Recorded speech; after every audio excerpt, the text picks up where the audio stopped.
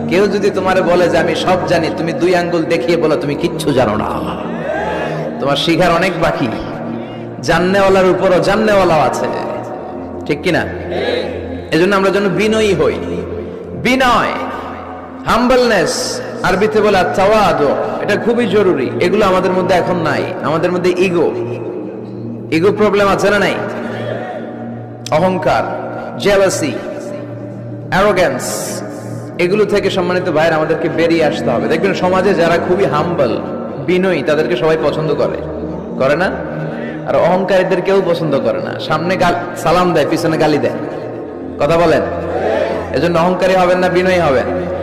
বিশ্বনবী বলছেন, আল্লাহ আপনি আমার বিনয়ী বানান, আপনি আমার ধৈর্যশীল বানান, আপনি আমার শুকর গুজার বানান।